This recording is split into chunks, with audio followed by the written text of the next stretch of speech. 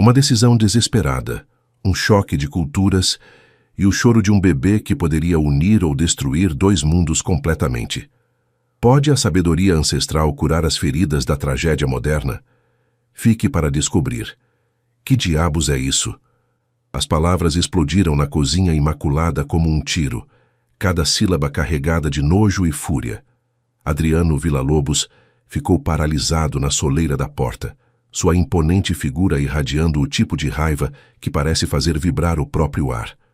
Seus olhos cinza-aço se cravaram numa cena que destroçaria tudo o que acreditava saber sobre sua própria casa. Ali, na bancada de granito, estava Nia, movendo-se com graça experiente entre a tábua de corte e o fogão. Mas o que parou Adriano no seco não foi sua eficiente preparação do jantar. Era sua filha de 8 meses, Clara, alegre e seguramente amarrada às costas de Nia num vibrante pano baiano. Os pequenos dedos do bebê brincavam com a tela colorida, enquanto seus olhos escuros brilhavam com uma alegria que Adriano não via há meses. Isso é primitivo. A voz de Adriano se quebrou com incredulidade horrorizada. Você está tratando minha filha como se fosse bagagem. Nia se virou lentamente, seu comportamento tranquilo contrastando com a raiva explosiva dele. Senhor Villa-Lobos, por favor, me deixe explicar. Essa não é a forma como pessoas civilizadas cuidam de crianças. Ele se aproximou, suas mãos tremendo de fúria. Arrume suas coisas, você está demitida. O que Adriano não conseguia ver nesse momento de preconceito cego era que sua filha nunca havia sido mais feliz, nunca mais segura, nunca mais amada. O que estava prestes a destruir lhe custaria tudo e lhe ensinaria que, às vezes, a sabedoria mais profunda vem envolvida em tradições que ele era ignorante demais para entender. 3 meses antes, num apartamento apertado no bairro da Liberdade, em Salvador, Nia Oliveira estava sentada à mesa da cozinha, cercada por um mar de contas médicas e avisos de pagamento em atraso. A dura luz fluorescente do teto projetava sombras sobre seu rosto de 24 anos, enquanto calculava e recalculava números que simplesmente se recusavam a fechar. Cada envelope que abria revelava outra escolha impossível entre os tratamentos de quimioterapia de sua tia Elvira e a mensalidade de engenharia de seu irmão Gabriel na Universidade Federal da Bahia. O oncologista quer tentar um novo tratamento, disse tia Elvira suavemente da soleira da porta, seu corpo frágil envolvido no mesmo roupão acolchoado que usava todos os dias desde que começou a químio. Mas o plano de saúde não vai cobrir. O coração de Nia afundou ao ver o orçamento. Dinheiro que simplesmente não tinham, não com a mensalidade do semestre de Gabriel vencendo em 2 semanas, não com o aluguel atrasado 3 meses, não com os mantimentos escasseando e as empresas de serviços públicos ameaçando cortar o fornecimento. Vamos encontrar uma solução, prometeu Nia, embora sua voz delatasse a incerteza que sentia. Havia estado dizendo essas mesmas palavras por meses, vendo suas pequenas economias reduzirem a nada enquanto trabalhava turnos duplos no restaurante local, que mal os mantinha à tona. Haviam-se passado 2 anos desde que sua mãe faleceu, deixando apenas dívidas, memórias e uma única posse querida, um vibrante pano da costa que estava na família há gerações. A avó de Nia havia carregado sua mãe nele. Sua mãe havia carregado Nia e Gabriel. E algum dia Nia sempre imaginou que carregaria seus próprios filhos em seu abraço colorido. O pano agora pendia cuidadosamente dobrado em seu armário. Precioso demais para usar, mas significativo demais para vender, mesmo em seus momentos financeiros mais sombrios. Representava tudo o que haviam perdido e tudo o que ainda esperavam preservar de sua herança. O telefone tocou, tirando Nia de seus pensamentos. O identificador de chamadas mostrava um código de área desconhecido de São Paulo. Senhora Oliveira. A voz nítida pertencia à senhora Santos, que se identificou como gerente doméstica. Recebi sua candidatura para a vaga de babá. Suas referências da creche são bastante impressionantes. O pulso de Nia se acelerou. Havia se candidatado a dezenas de vagas em todo o país, lançando uma rede ampla com esperança desesperada. Esta Era a primeira ligação que recebia em semanas. A família requer cuidado interno para um bebê de 8 meses, continuou a senhora Santos. A compensação é substancial. R$ 4.000 por mês, mais hospedagem e alimentação. No entanto, a posição exige dedicação completa. As babás anteriores não funcionaram. R$ 4.000. Mais do que Nia ganhava em 3 meses no restaurante. Suficiente para cobrir os tratamentos de tia Elvira e a mensalidade de Gabriel, com dinheiro sobrando para comprar comida de verdade em vez de miojo. Ficaria muito interessada, conseguiu dizer Nia, suas mãos tremendo enquanto segurava o telefone. Excelente. Pode começar imediatamente. Nós nos encarregaríamos do transporte. Naquela noite, Nia se sentou na cama de tia Elvira, segurando as mãos delicadas de sua tia, enquanto conversavam sobre a decisão impossível.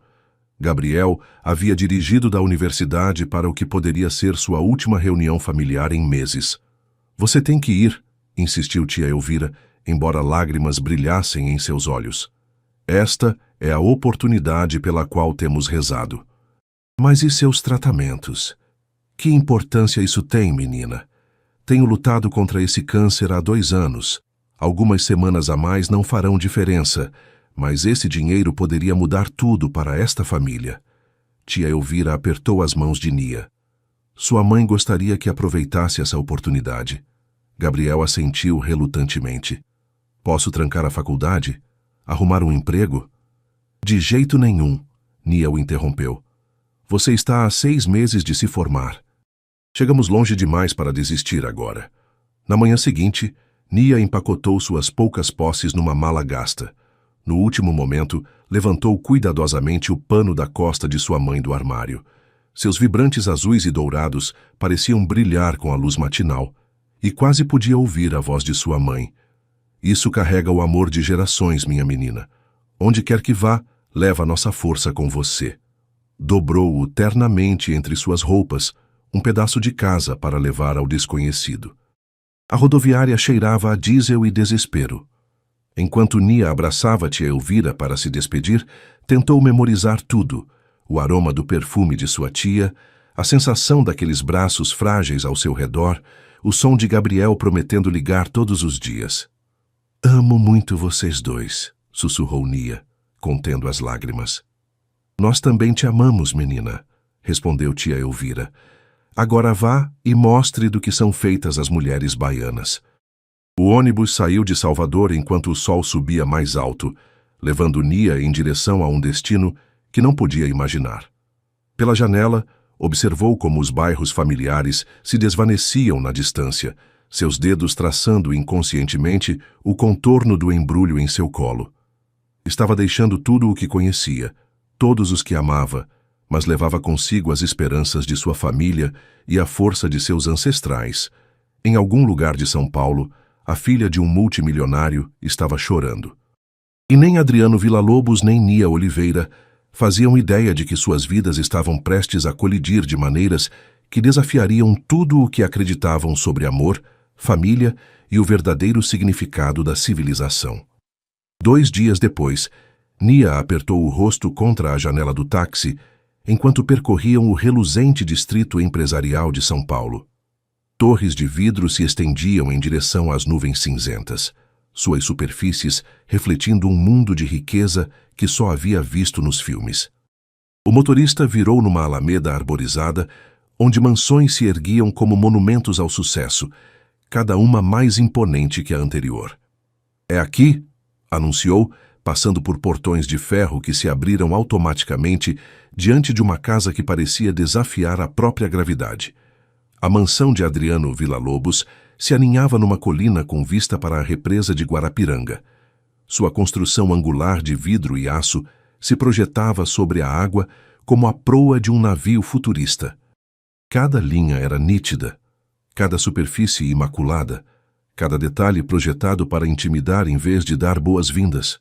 Isso não era um lar, era uma declaração de poder. A senhora Santos esperava na entrada, seu cabelo prateado preso num coque perfeito, seu terno azul marinho passado com precisão militar. Tinha talvez 60 anos, com olhos aguçados que pareciam catalogar cada detalhe da aparência de Nia no espaço de um aperto de mão. Senhorita Oliveira, confio que sua viagem foi confortável. Sua voz tinha a mesma eficiência nítida de sua conversa telefônica. Deixe sua bagagem aqui. O pessoal cuidará dela. Nia a seguiu através de portas que se fecharam silenciosamente atrás delas, selando o mundo exterior. O interior tirou seu fôlego, e não no bom sentido. Tudo era branco, preto ou cromado.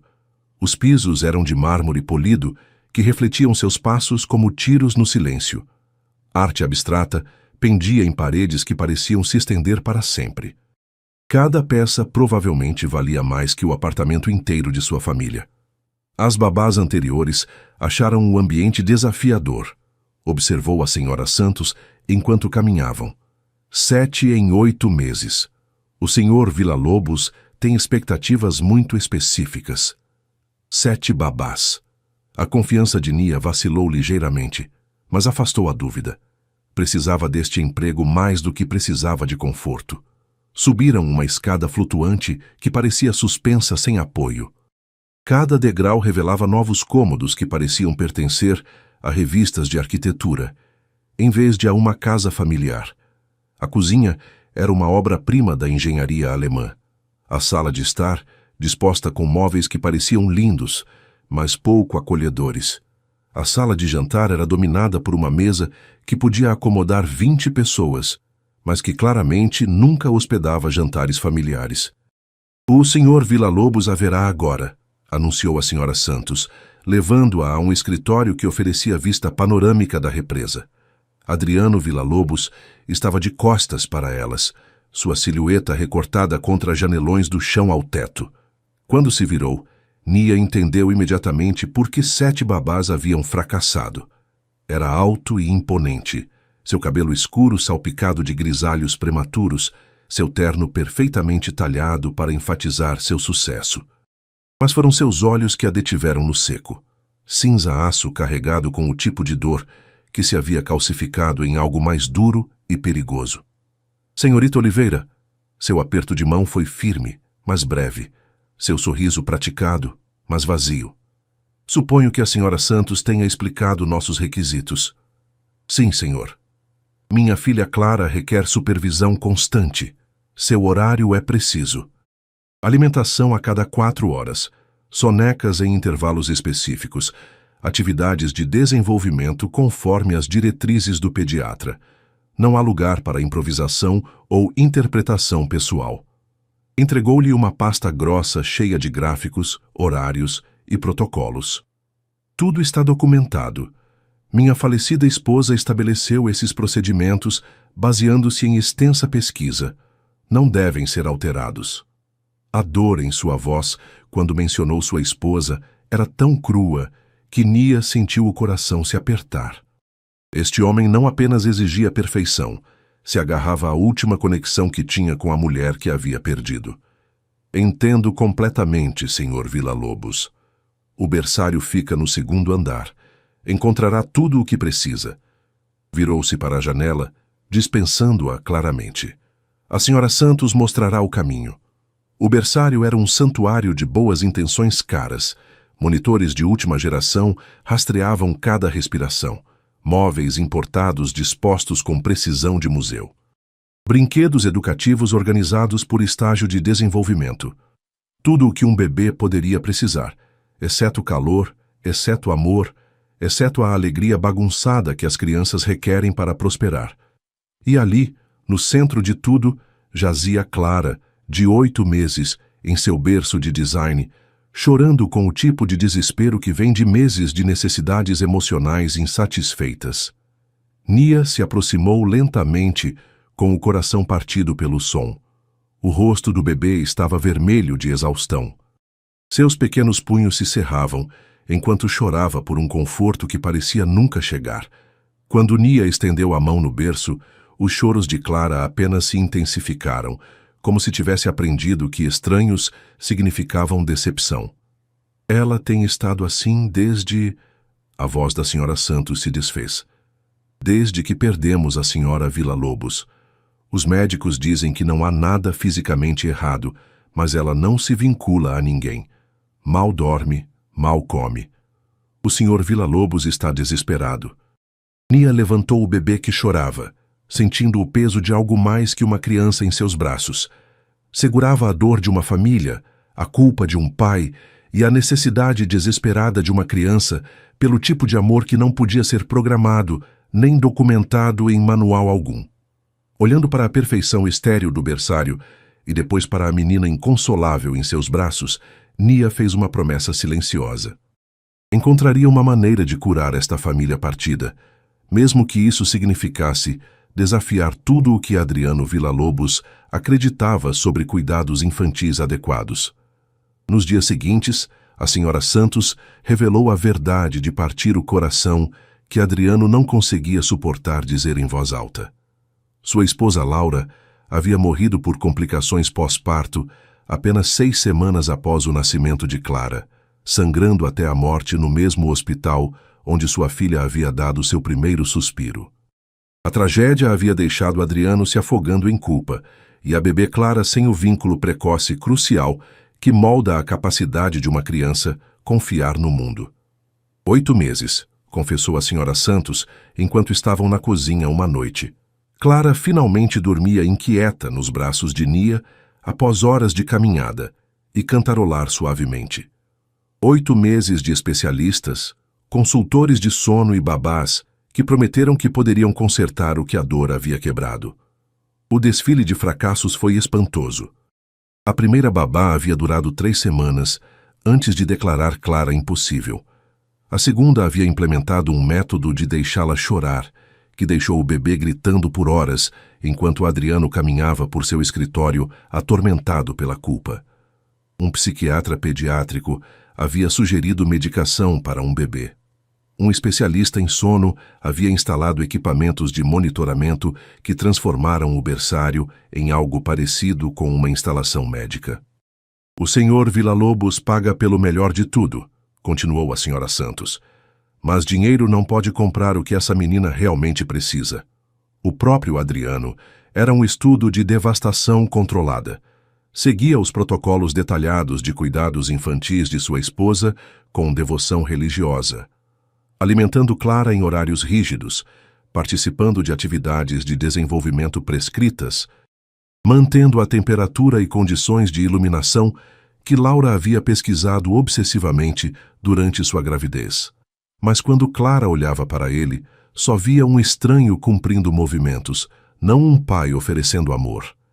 Ela não come para ele, admitiu a senhora Santos em voz baixa. Não dorme em seus braços. Isso parte o coração dele, então ele se mantém afastado. Provê tudo, exceto a si mesmo. Nia se dedicou a seguir os protocolos estabelecidos com determinação profissional. Estudou as meticulosas anotações de Laura, cronometrando as refeições ao minuto, implementando as atividades de desenvolvimento aprovadas, mantendo o ambiente estéril que Adriano exigia. Por 72 horas, fez tudo exatamente como prescrito. Clara chorou durante todo o processo. A angústia do bebê era diferente de tudo que Nia havia encontrado em seus anos trabalhando na creche. Isso não era a agitação normal da infância. Era o som de uma menina que havia aprendido que o conforto nunca chegava, que braços não significavam nada além de um apoio temporário antes do abandono inevitável. Na 4ª noite, Nia funcionava com 2 horas de sono. Seus nervos estavam em frangalhos de ouvir o choro constante de Clara. Fez uma videochamada para Gabriel de seu quarto austero, contendo lágrimas de exaustão e frustração. Não entendo, sussurrou em seu telefone, tomando cuidado para não acordar o bebê que finalmente dormia no berçário no fim do corredor. Fiz tudo perfeitamente. Cada refeição, cada atividade, cada protocolo exatamente como está escrito. Mas ela não para de chorar. O rosto preocupado de Gabriel encheu a pequena tela. Talvez o problema não seja o que você está fazendo. Talvez seja o que não te permitem fazer. Na manhã seguinte, chegou o Dr. Mendes, o pediatra de Clara, para um check-up de bem-estar programado. O médico de cabelo prateado examinou o bebê com eficiência gentil, mas sua testa se franziu enquanto revisava seu histórico. O ganho de peso continua mínimo, disse a Adriano e Nia na sala do berçário. Os padrões de sono continuam erráticos. Os marcos de desenvolvimento são preocupantes. A mandíbula de Adriano se tensionou. Os protocolos são seguidos exatamente como Laura os projetou. Senhor Villa-Lobos, com respeito, sua esposa era brilhante, mas também era uma mãe de primeira viagem lidando com complicações na gravidez. Esses protocolos foram criados sob estresse. O Dr. Mendes fechou seu tablet cuidadosamente. Sua filha não está prosperando porque não está se apegando a ninguém. Ela precisa de uma conexão emocional constante, não apenas cuidado constante. Então, conserte isso, espetou Adriano. Diga-nos o que estamos fazendo errado. Não se trata de fazer algo errado. Trata-se de fazer algo diferente, algo mais intuitivo. Depois que o Dr. Mendes foi embora, Adriano se retirou para seu escritório, deixando Nia sozinha com Clara, que havia retomado seu choro desconsolado. Os soluços do bebê ecoavam nos espaços cavernosos da mansão, um som que parecia destacar cada centímetro de vazio caro. Naquela noite, enquanto Nia caminhava pelo berçário pela 4ª hora consecutiva, se encontrou cantarolando as canções de ninar que sua mãe lhe havia cantado. Sem pensar, começou a balançar da maneira que lembrava sua mãe se mover quando Gabriel era pequeno. A forma como as mulheres de sua família haviam acalmado bebês por gerações. Por apenas um momento, os choros de Clara se suavizaram. Nia parou de cantarolar, sem ousar ter esperanças, mas a angústia do bebê se intensificou imediatamente. Retomou a canção suave, o ritmo antigo que sua mãe havia aprendido de sua avó. E novamente, Clara se acalmou ligeiramente. Parada ali no berçário estéril, cercada por milhares de reais em equipamentos projetados para monitorar e otimizar o cuidado infantil, Nia percebeu que o que esse bebê precisava não podia ser comprado nem programado. Clara precisava ser segurada como bebês haviam sido segurados por milhares de anos. Perto de um batimento cardíaco, envolvida em calor, carregada através dos ritmos da vida diária, Nia olhou para o pano da costa cuidadosamente dobrado na gaveta de seu quarto, aquele que sua mãe havia usado para carregá-la, e Gabriel, enquanto cozinhava o jantar, lavava roupas, vivia a vida. Nos braços de sua mãe, segura contra suas costas ou peito, Nia havia aprendido que estava segura, que pertencia, que o mundo era um lugar onde existia amor. Mas os protocolos de Adriano Villa-Lobos não mencionavam carregar bebês. Suas regras especificavam berços, horários e distâncias medidas entre cuidador e criança. Usar o pano de sua mãe seria uma violação direta de tudo o que ele havia instruído. Enquanto os choros de Clara enchiam a mansão mais uma vez, ecoando nos pisos de mármore e paredes de vidro que refletiam nada além de fria perfeição, Nia enfrentou uma escolha impossível. Podia continuar seguindo regras que claramente estavam falhando com essa menina desesperada, ou podia confiar na sabedoria que sua mãe lhe havia transmitido através de gerações de mulheres que haviam criado com sucesso crianças felizes e seguras, com nada além de amor e conhecimento tradicional. A decisão, quando chegou, sentiu-se tão inevitável quanto o amanhecer. Na manhã seguinte, enquanto Adriano fazia suas ligações diárias de negócios do escritório de sua casa, Nia silenciosamente recuperou o pano da costa da gaveta de seu quarto. A tela vibrante parecia pulsar com vida em suas mãos. Cada fio carregava o amor e a sabedoria das mulheres que a haviam precedido. Lembrou-se de ter 4 anos, vendo sua mãe segurar o bebê Gabriel contra seu peito com facilidade experiente. É assim que nossas avós carregavam seus bebês por toda a África, havia explicado sua mãe, a voz cheia de orgulho. Perto do coração, a salvo do mundo, aprendendo o ritmo da própria vida. Em sua pesquisa desesperada noturna em seu telefone, Nia havia descoberto o que seus ancestrais sabiam instintivamente, que o contato físico constante ajuda bebês traumatizados a regular seus sistemas nervosos, que o movimento rítmico das atividades diárias acalma bebês angustiados, que crianças precisam sentir a segurança de pertencer a alguém antes de poderem começar a confiar no mundo. Com mãos trêmulas, envolveu Clara contra seu peito, O peso do bebê se assentou naturalmente no abraço seguro da tela colorida. Pela primeira vez em dias, Clara não chorava. Em vez disso, pressionou seu rostinho contra o batimento cardíaco de Nia e soltou um suspiro estremecedor que parecia carregar meses de tensão contida. Assim está melhor, bebê doce, sussurrou Nia, sentindo lágrimas de alívio correrem por suas bochechas. Você está segura agora. É amada. A transformação foi nada menos que milagrosa. Dentro do abraço seguro do pano, Clara se tornou uma menina completamente diferente. Seus olhos escuros ficaram alertas e curiosos, em vez de vidrados pelo esgotamento. Começou a alcançar objetos com interesse, em vez de deitar apaticamente em seu berço. Mais notavelmente, começou a fazer os suaves arrulhos que bebês saudáveis usam para comunicar alegria. Nia descobriu que podia fazer tudo enquanto carregava Clara, preparando refeições nutritivas que enchiam a cozinha com aromas quentes em vez das habituais mamadeiras de fórmula requentadas, arrumando o berçário enquanto o bebê observava com fascinação, até fazendo tarefas domésticas leves, enquanto Clara cochilava contente contra seu peito. A alimentação do bebê melhorou dramaticamente. Em vez das sessões de luta que haviam caracterizado cada refeição por meses, Clara aceitava ansiosamente as mamadeiras enquanto estava segura no pano, suas pequenas mãos agarrando os dedos de Nia enquanto comia. Seu padrão de sono se estabilizou, à medida que aprendeu a dormir pacificamente durante o movimento suave das atividades diárias de Nia. A senhora Santos notou as mudanças imediatamente. Encontrava Nia na cozinha, preparando refeições elaboradas com Clara, dormindo pacificamente em suas costas. E sua expressão severa se suavizava em algo parecido com espanto. Como está fazendo isso? Perguntou a senhora Santos uma tarde, vendo Clara balbuciar felizmente enquanto Nia preparava a papinha caseira.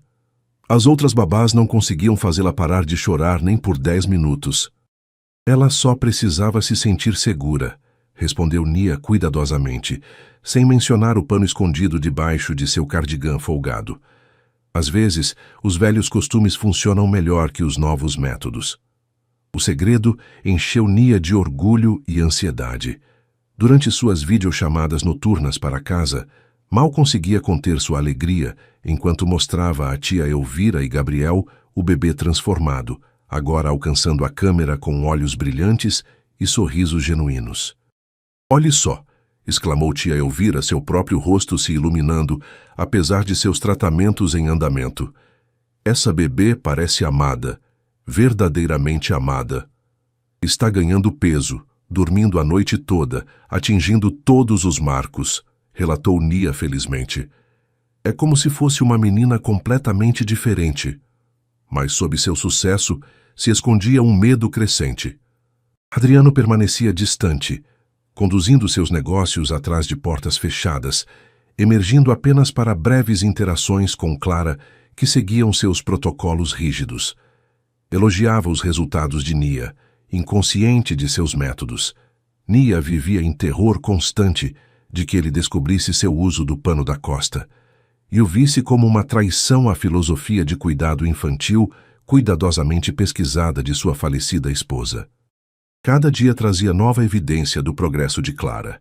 Sua primeira risada real, suas melhores habilidades motoras, seu apego evidente a Nia, mas também nova ansiedade sobre manter o segredo que estava curando sua filha de maneiras que seus especialistas caros nunca puderam. Nia sabia que estava caminhando numa linha perigosa, mas ver Clara florescer no bebê feliz e seguro que estava destinada a ser fazia cada risco valer a pena. Estava dando a essa menina o que dinheiro não podia comprar e a dor havia roubado. A segurança fundamental de ser segurada perto de um coração amoroso. A pergunta não era se seus métodos funcionavam. A pergunta era: o que aconteceria quando Adriano descobrisse que sua babá primitiva estava tendo sucesso onde suas abordagens civilizadas haviam fracassado? Adriano começou a notar a transformação de Clara através das câmeras de segurança que monitoravam cada canto de sua mansão. De seu escritório, via sua filha rir e balbuciar com uma energia que nunca antes havia mostrado. Via-a alcançar entusiasmadamente o rosto de Nia. Via-a se acomodar pacificamente para sonecas que antes haviam requerido horas de luta. Mas o que não conseguia ver, o que as câmeras não conseguiam capturar, era como esses milagres realmente estavam ocorrendo. Me explique exatamente o que está fazendo diferente, exigiu Adriano durante uma de suas reuniões cada vez mais frequentes em seu escritório. Sentou-se atrás de sua imponente mesa como um promotor, interrogando uma testemunha. Seus olhos frios e calculistas. Sigo seus protocolos com precisão, Sr. Villa-Lobos, respondeu Nia, o que era tecnicamente verdade. Seguia-os quando ele estava olhando. Então, por que as babás anteriores não conseguiram alcançar esses resultados? Elas tinham o mesmo treinamento, os mesmos recursos, as mesmas instruções. Nia sentiu a armadilha se fechando ao seu redor. Talvez seja apenas uma questão de paciência e consistência. Paciência. Adriano repetiu a palavra como se tivesse gosto amargo. 7 profissionais treinados careciam de paciência, mas você, uma moça de Salvador, sem educação formal em cuidados infantis, de alguma forma possui essa qualidade mágica. O desdém em sua voz doeu mais do que Nia queria admitir. Podia ouvir a suposição tácita de que alguém de seu background não poderia ter sucesso, onde especialistas credenciados haviam falhado, a menos que estivesse escondendo algo. Em sua empresa Villa-Lobos Tech, Adriano estava lidando com sua própria versão de cegueira cultural. Um processo por discriminação movido por ex-funcionários estava nos noticiários, alegando que as políticas de adequação cultural da empresa excluíam sistematicamente candidatos diversos. As reuniões do conselho haviam se tornado exercícios de controle de danos, com investidores questionando se a liderança de Adriano poderia navegar pelas expectativas modernas de inclusão. Talvez você devesse ouvir perspectivas diferentes, pelo menos uma vez, havia sugerido seu engenheiro-chefe durante uma sessão de estratégia particularmente tensa. O comentário havia enfurecido Adriano, que o viu como um ataque ao seu julgamento em vez de feedback construtivo. Este estresse corporativo o seguia para casa, onde sua incapacidade de replicar o sucesso de Nia com Clara se sentia como outro fracasso de seu controle. Quando segurava sua filha seguindo exatamente as mesmas rotinas que Nia usava, Clara chorava inconsolavelmente. Quando Nia assumia, o bebê se acalmava em minutos. "O que estou fazendo errado?" perguntou ao Dr. Mendes durante o próximo check-up de Clara. Sua voz se quebrou com frustração desesperada. "Seu progresso é notável", maravilhou-se o Dr. Mendes revisando os gráficos que mostravam melhorias dramáticas em cada categoria. Ganho de peso, padrões de sono, engajamento social. É como se fosse uma menina completamente diferente. O que quer que a senhorita Oliveira esteja fazendo está funcionando maravilhosamente. Mas ela não responde da mesma forma comigo. Bebês formam apegos primários, Sr. Villa-Lobos. Clara se vinculou com sua cuidadora de uma maneira que não fez com ninguém desde... A voz do Dr. Mendes se desfez delicadamente. Desde que Laura morreu. As palavras não ditas flutuaram no ar como uma acusação. A vigilância de Adriano sobre Nia se intensificou. Revisou gravações de segurança obsessivamente, procurando pistas sobre seus métodos misteriosos. Interrogou a Sra. Santos sobre as rotinas diárias de Nia, suas conversas, seu background. Até contratou um detetive particular para verificar suas referências, como se o próprio sucesso fosse evidência de engano. "Tenha cuidado", advertiu a Sra. Santos a Nia uma noite enquanto preparavam o jantar juntas. "O Sr. Villa-Lobos não gosta de mistérios. Precisa controlar tudo, entender tudo. Seu sucesso está deixando-o paranoico." "Não estou fazendo nada errado." "Eu sei." Mas ele vê seu vínculo com Clara e isso o lembra de seus próprios fracassos como pai. A dor faz as pessoas fazerem coisas tolas. As microagressões começaram sutilmente. Adriano fazia comentários sobre instintos naturais versus treinamento adequado, como se o sucesso de Nia viesse de intuição primitiva em vez de habilidade e dedicação.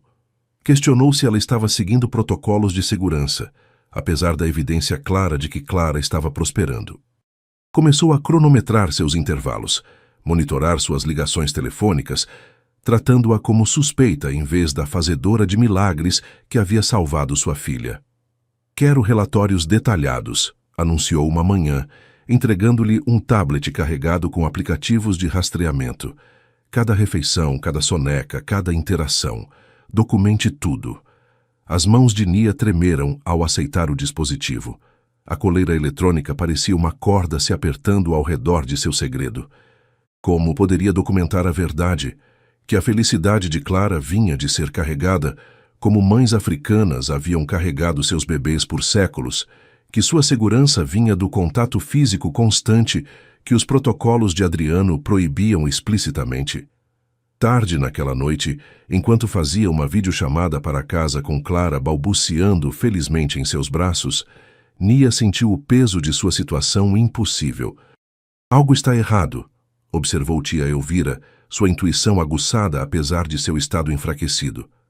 Você parece assustada, menina. Estou ajudando esta família, disse Nia cuidadosamente, mas temo que minha ajuda não seja compreendida. Não podia explicar que seu sucesso se baseava num segredo que poderia destruir tudo.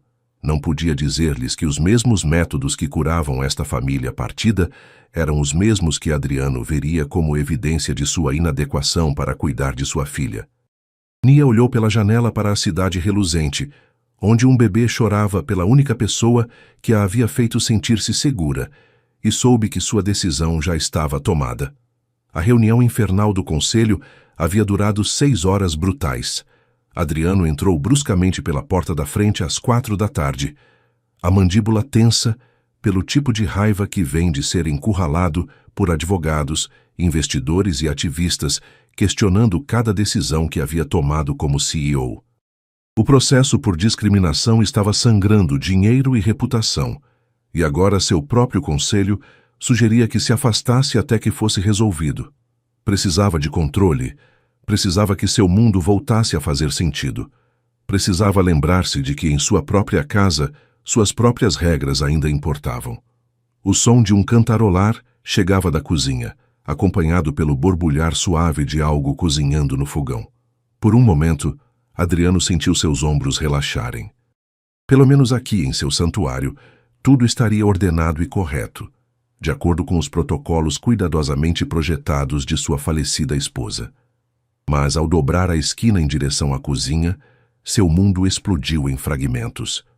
Que diabos é isso? Ali estava Nia na bancada de granito, movendo-se com graça fluida entre cortar legumes e mexer o que cheirava a sopa caseira. Mas amarrada às suas costas, aconchegada num redemoinho de azuis e dourados vibrantes, estava sua filha Clara, amarrada como bagagem em algum dispositivo primitivo que revirou seu estômago de nojo e fúria. Nia congelou no meio do movimento. A concha de madeira ressoou contra a borda da panela, enquanto se virava para enfrentar sua expressão aterrorizante. Clara, alheia à tempestade que se aproximava, continuou brincando contente com a tela colorida, seus pequenos dedos explorando os padrões intrincados enquanto balbuciava suavemente para si mesma. Isso é primitivo. A voz de Adriano se quebrou com incredulidade horrorizada enquanto fitava o pano da costa. Você está tratando minha filha como equipagem, como algum tipo de carga para amarrar nas suas costas. Senhor Villa-Lobos, por favor, me deixe explicar. Nia começou, sua voz firme apesar do terror inundando seu peito. Explicar o quê? Que você tem experimentado com minha filha usando alguma bobagem tribal retrógrada? Ele se aproximou, suas mãos tremendo de raiva. Essa não é a forma como pessoas civilizadas cuidam de crianças. Esse não é o cuidado infantil brasileiro adequado. Nia sentiu as palavras a atingirem como golpes físicos, cada uma projetada para despojá-la de sua dignidade e reduzir sua herança a algo vergonhoso. Senhor, este é um pano da costa tradicional. Tem sido usado com segurança por milhares de anos. Não me importo se foi usado por 1 milhão de anos. É primitivo, é perigoso. A voz de Adriano se elevou a um rugido que ecoou nas paredes de mármore.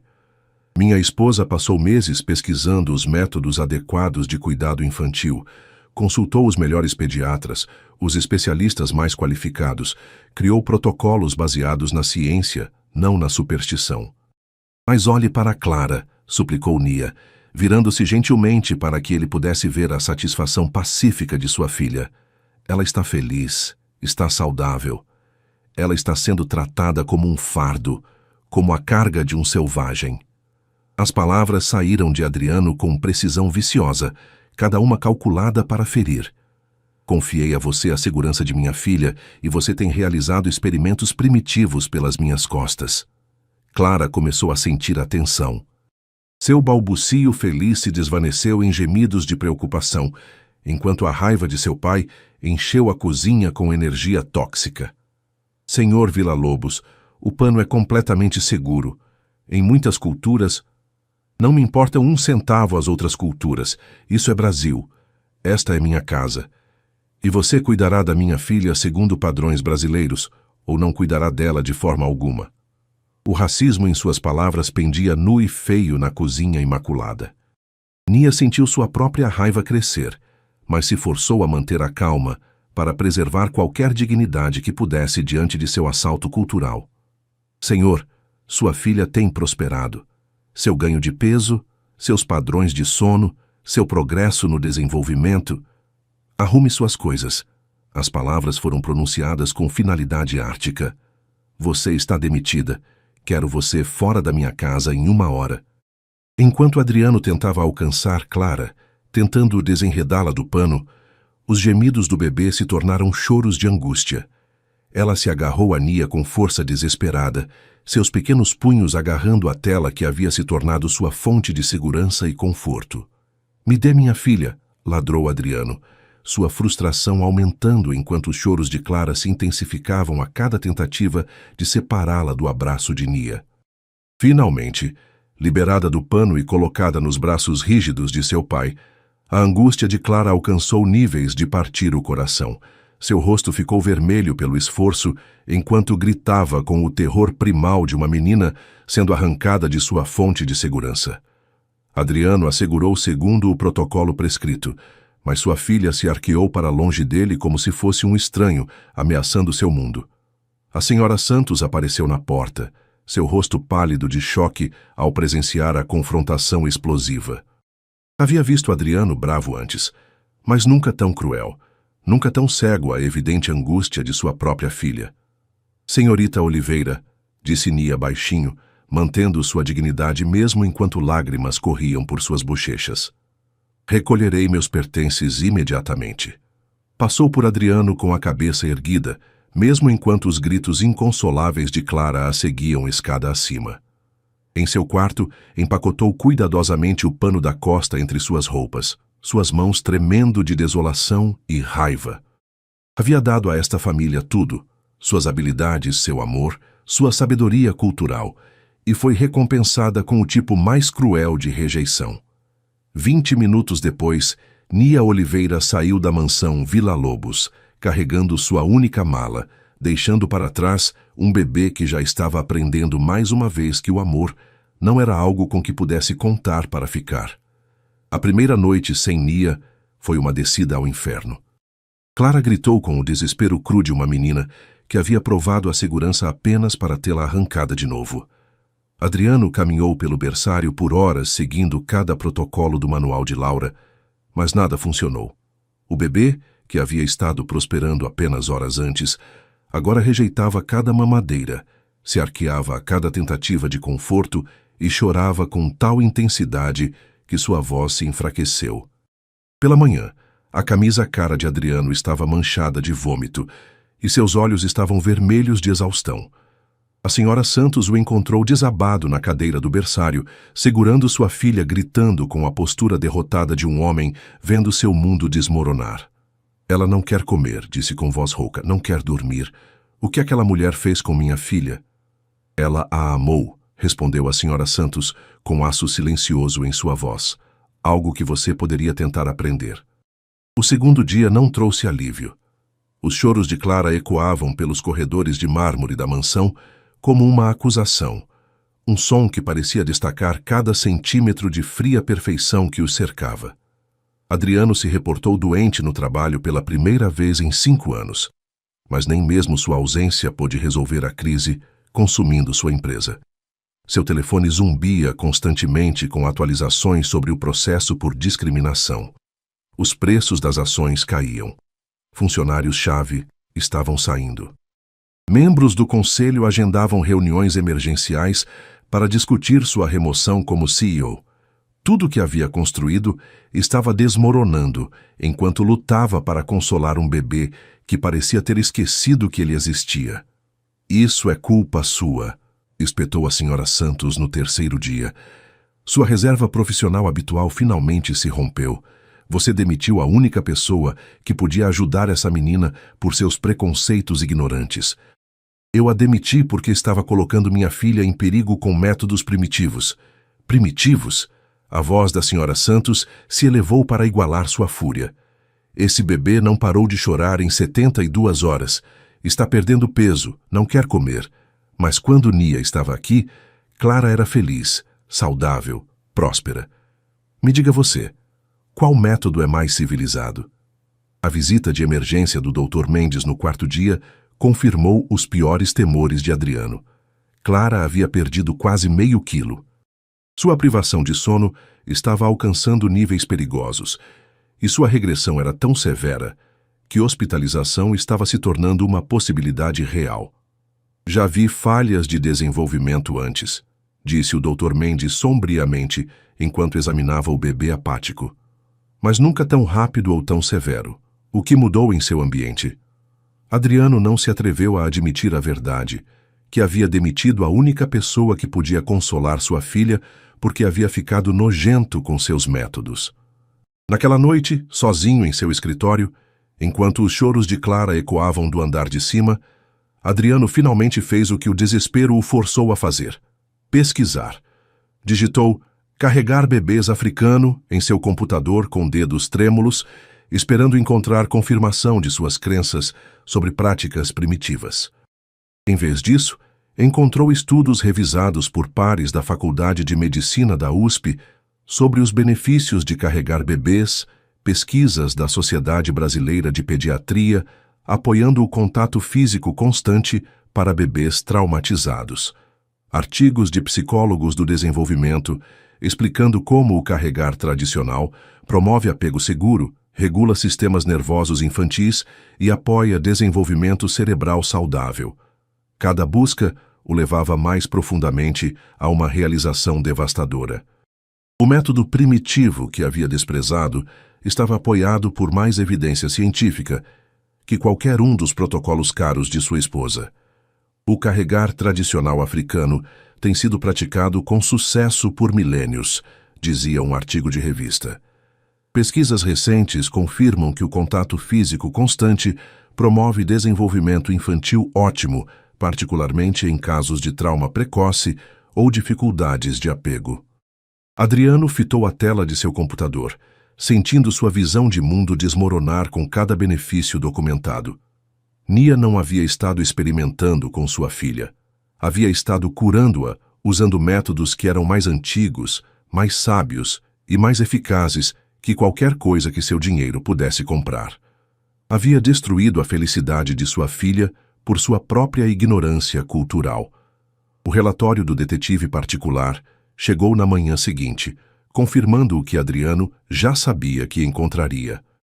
Nia Oliveira era exatamente quem dizia ser: trabalhadora, honesta, amada pelas crianças que havia cuidado na creche comunitária de Salvador.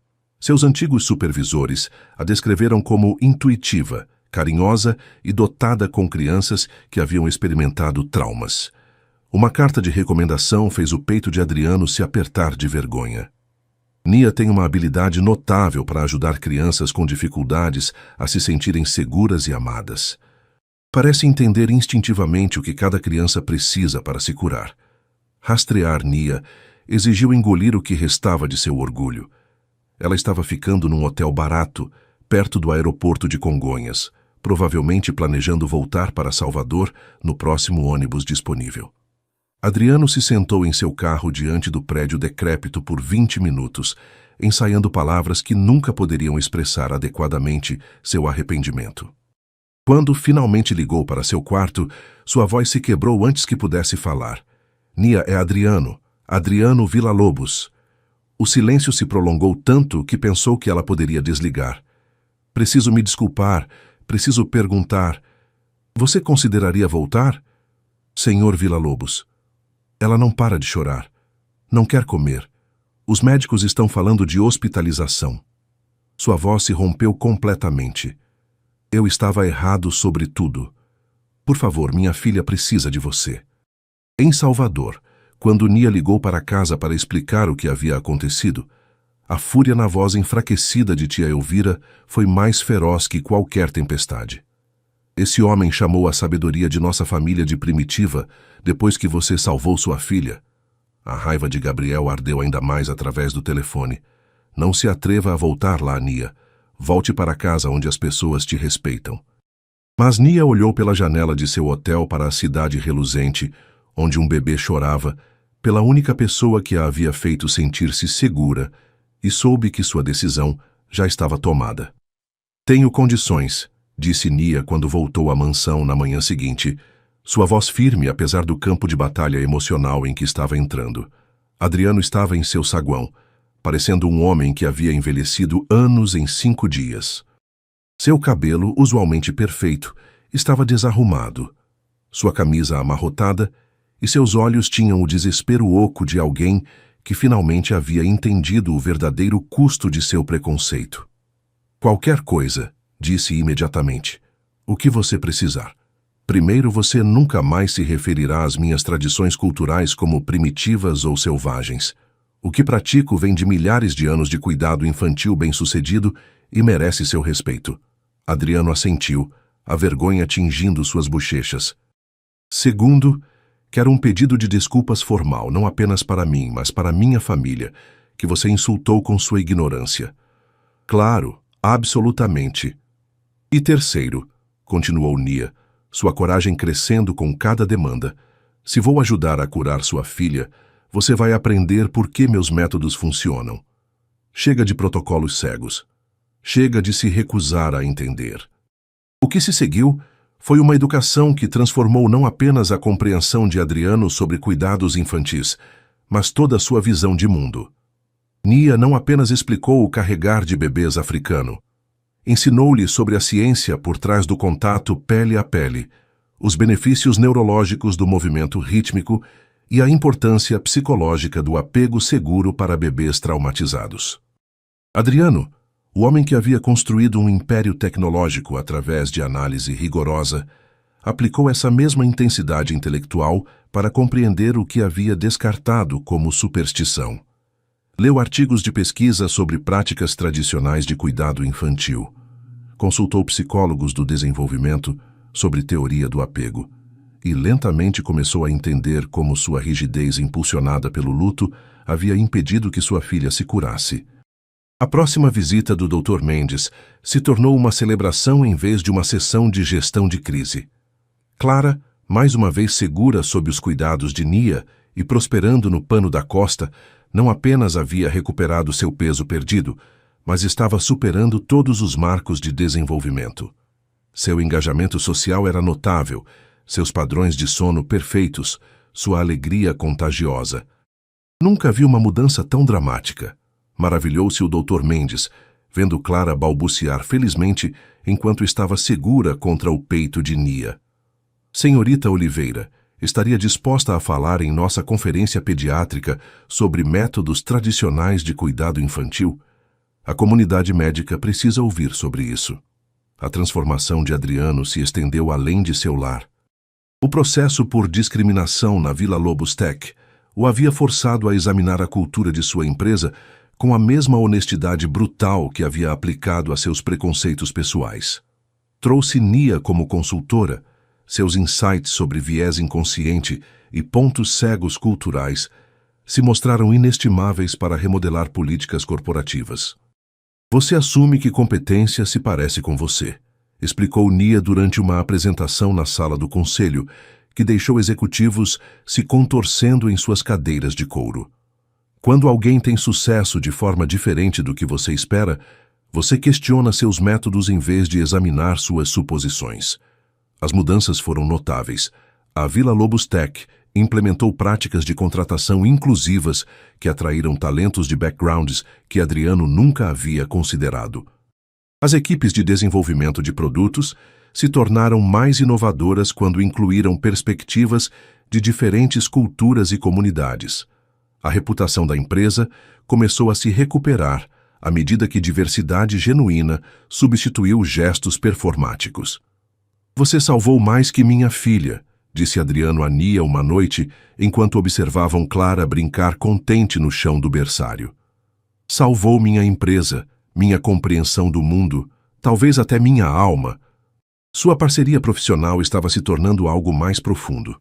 Sessões de estratégia noturnas sobre políticas da empresa se tornaram conversas sobre família, herança e sonhos para o futuro.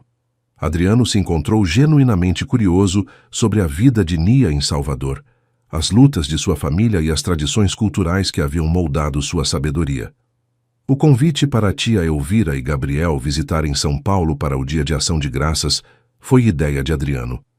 Organizou voos de primeira classe, hospedagem em hotéis de luxo e um banquete que honrava tanto tradições americanas quanto pratos baianos que a família de Nia prezava.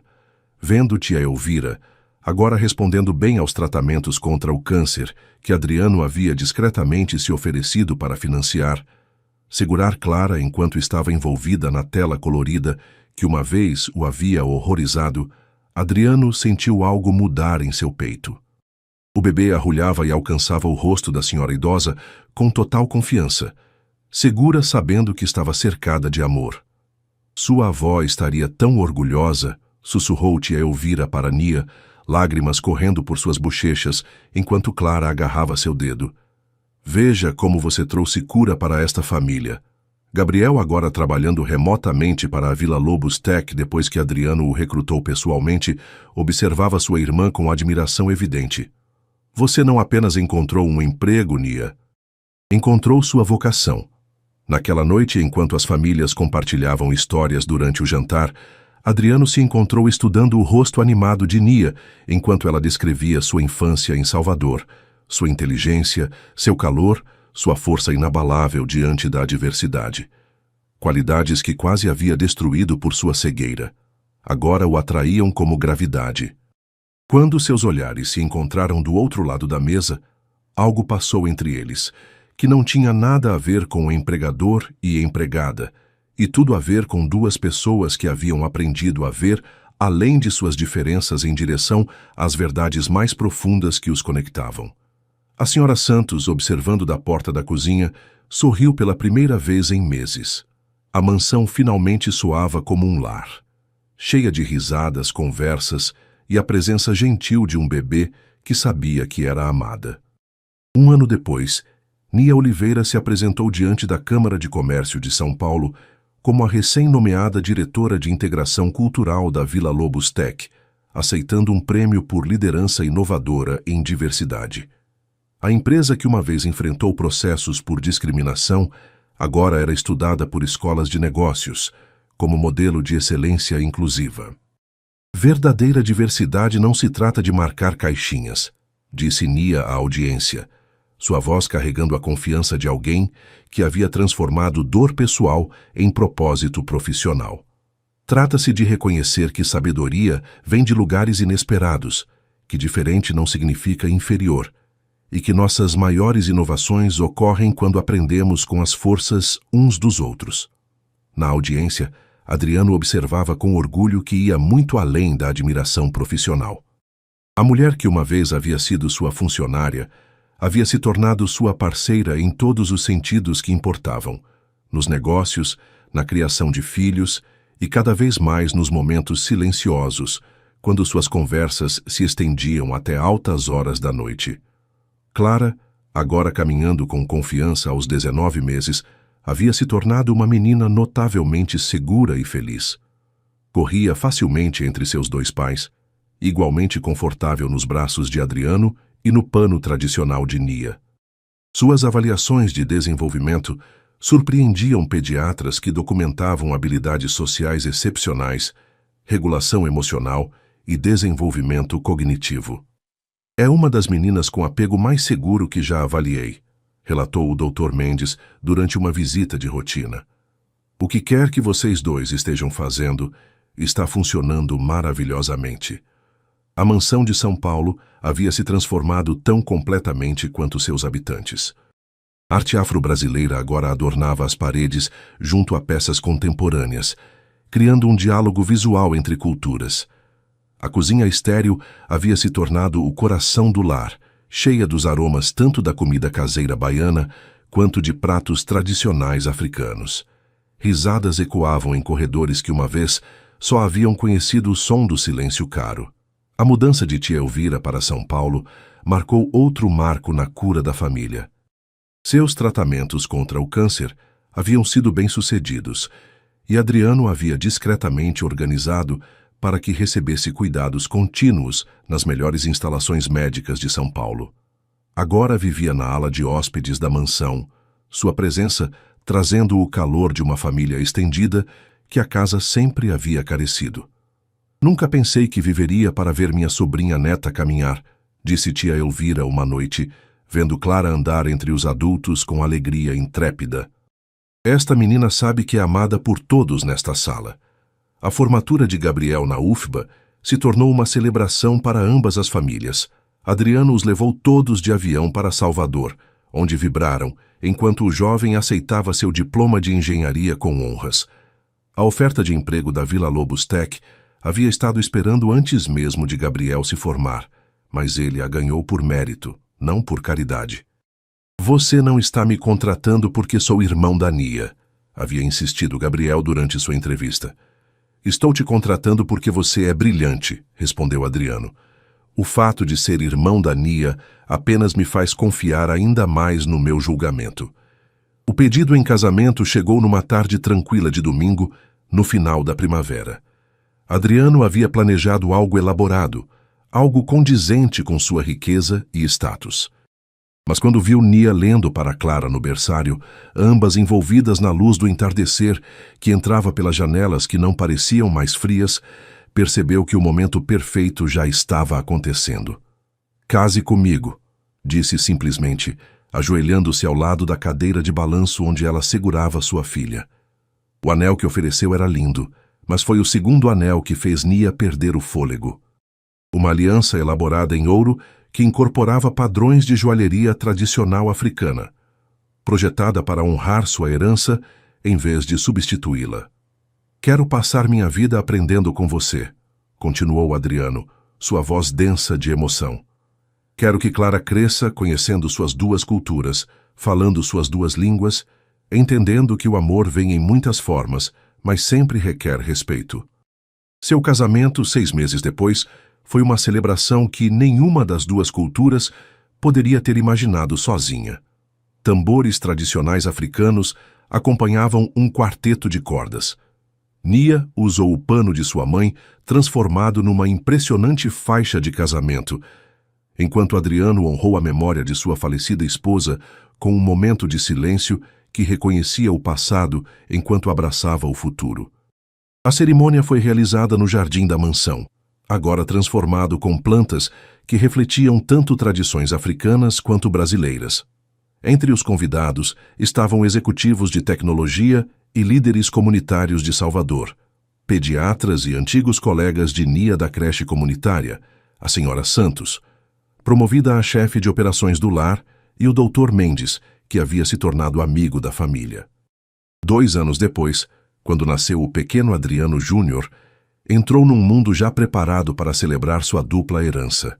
Clara, agora uma menina segura de 3 anos, insistia em ajudar com tudo, especialmente em ensinar seu irmãozinho sobre o pano da costa que havia salvado sua família. É assim que carregamos bebês em nossa família, explicou seriamente ao irmão pequeno, suas pequenas mãos traçando os padrões coloridos com reverência. A vovó da mamãe Nia ensinou sua mamãe, e sua mamãe ensinou a mamãe Nia, e agora ela está nos ensinando. A Fundação Familiar Vila Lobos Oliveira, estabelecida para fornecer bolsas a estudantes subrepresentados nos campos da tecnologia, já havia mudado dezenas de vidas.